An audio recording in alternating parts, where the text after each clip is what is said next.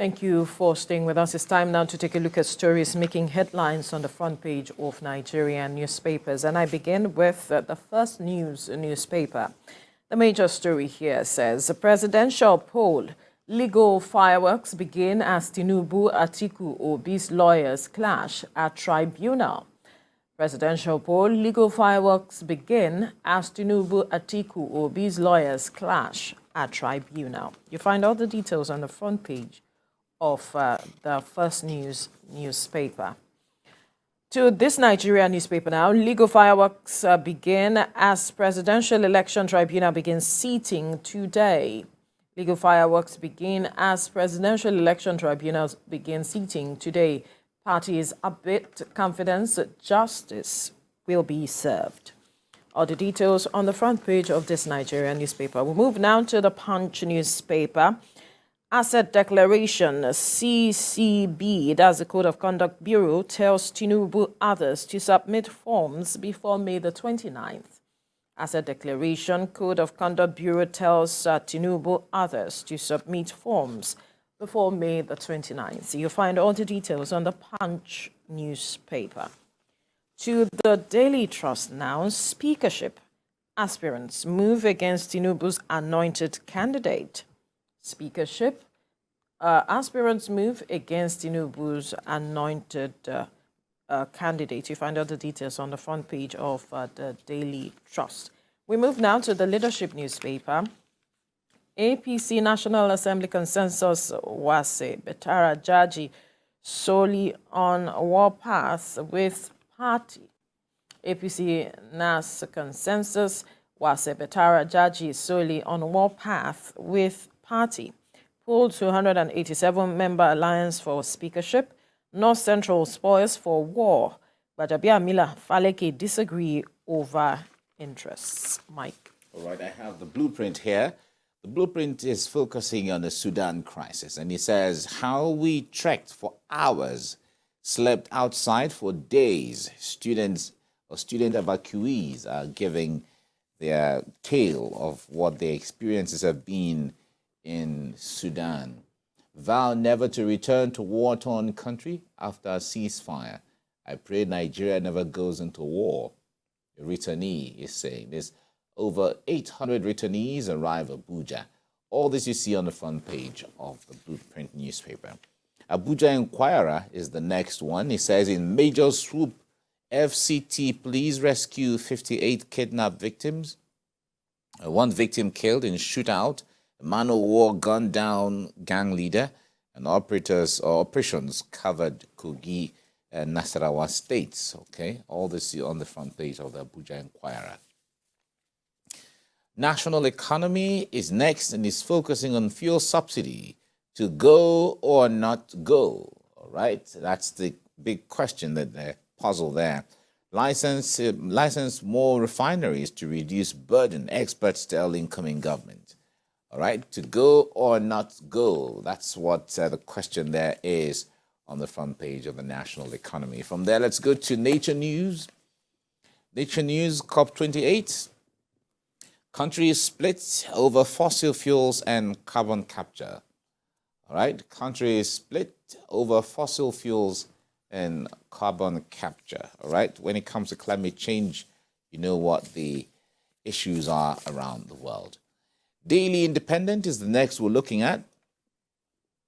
And it says, Daily Independent says 22.7 trillion naira ways and means loans, securitization seen as mixed bag, right?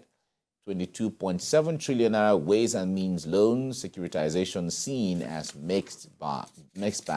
All right, that's what you see on the front page of Daily Independent. The Guardian is where we're going next. Businesses opt for unconventional debts as interest rate nears 35%.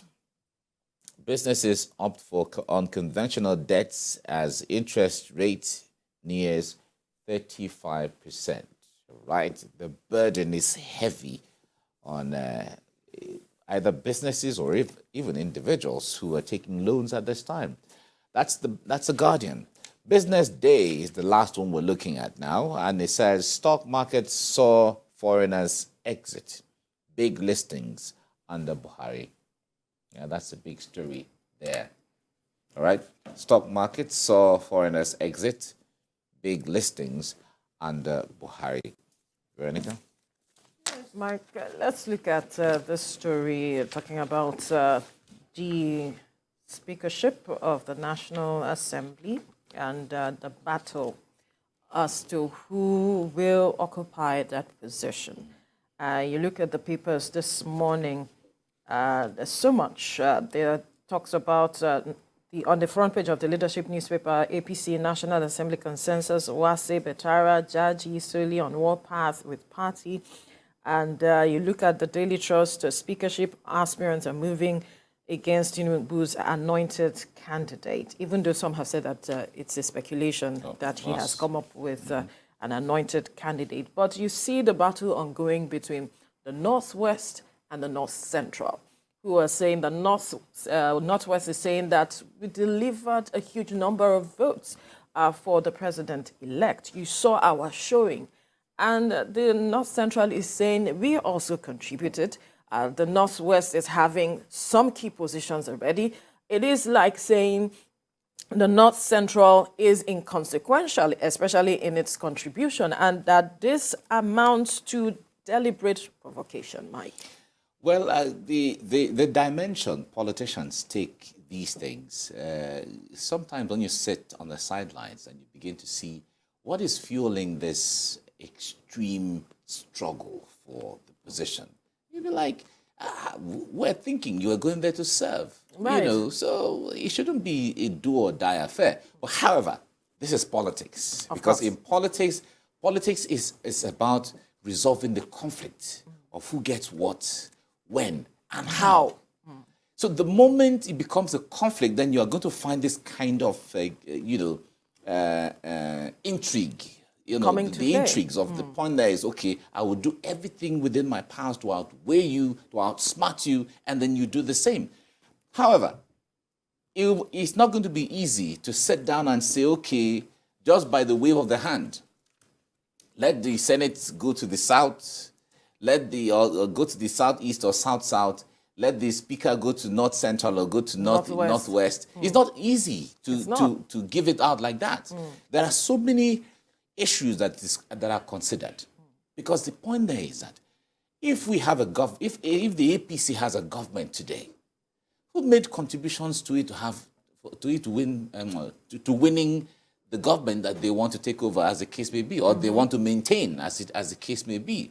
Of course, votes came from all across the country. Right. Now, but the issue of who gave more, from what region did he come more, all those things will be factored into it. Absolutely. Now, the issue of is just the same way as when the federal allocation is given to states. There are so many factors inside. There are so many indices or metrics that are used in sharing it. There's the issue of population. There's the issue of national interests. There's the issue of derivation. Whatever came from there. You know, also all those percentages are factored in. It is the same thing that will be looked into here, as to there are some regions that brought in the highest votes. There's the issue of national healing and national interests. You know, all of those things are there. Then there's the issue of strategically positioning for the next election. How do we ensure that when this person emerges from this region, we're going to ensure that we use him to garner more votes from that for the next election. So all of those things are factored into how we decide, or how the decision is made as to who becomes who emerges this and emerges that from this region and from that region. Number 3 or number 4 is that the candidate that is being talked about, is he sellable? What's the capacity of that person? It's not capacity to perform only, to sit down and say, okay, the eyes have it or the nails don't have it. It's not only that. There is the issue of what influence. You are able to wield influence. Exactly. That's the what word, kind of influence does that candidate wield in that region? So these are all the things that will go into it. And there are the speculation of, Tinubu's anointed. No, there has not been any, it's just speculation. Tinubu has, from the record, at least from the reports that we have so far, he has not endorsed anybody. Any candidate. He has not endorsed any candidate so far. So, but if they have been able to get into his mind to know the direction to he's preempt, moving. exactly, to preempt where he is He's going. going. There may be that powers, they have exercised that power, but as far as from the reports we have gotten so far, he has not endorsed any candidate yet to say, okay, this is the anointed person that should come from here and all of that. I think it's quite early for him to come out openly to say, okay, let us go this way or let us go that way. But it would be good to begin to also look at how to douse the tension No, of as course. it stands. Because where a region is saying, if we move in this particular direction, you are actually provocating or you want to provoke us, so to speak. But then how he will bring everybody together and to have a common front will be interesting to see, because this is necessary. We do not want to see a replay of what happened in 2015. in 2015 happening now at the level of the House of Representatives. Yes. That will not be in the interest of the party. So he has to, come in one way or the other to speak to this. He's coming in, and I feel that there are lots of meetings that have been held, there are lots of consultations going on, and they will still go on. Recall that the National Assembly will be inaugurated sometime in June. So it's next month, as the case may be, but we still have some time. But the point there is the influence that the president-elect wields or is going to wield, whoever president-elect, it matters in the scheme of things because it is the person that he is going to be working with, he or she is going to be working with when it comes to the bills, when it comes to the arms of government working together in a certain direction. But that will be resolved. I don't think it's going to be too much of an issue at the end of the day. The party will sit down and look at all of those things. Consultations are going on as far as I'm concerned, that the much that we know, and more people will be consulted. Even people who were former leaders of the National Assembly are being consulted when it comes to the way forward. So I feel that it's still going to be all the intrigues on the front page on the media will go on and back and forth. Of course, but what is going on behind the scene? What's going on behind the scene is not necessarily everything you see on the papers. Absolutely. So there won't be any crisis. I hope so. I hope so. I hope so, and I hope that he comes in to address any grievances that some already are wielding already to say that this aspect, that aspect, because it's important that we have the party rather has a unified front moving forward.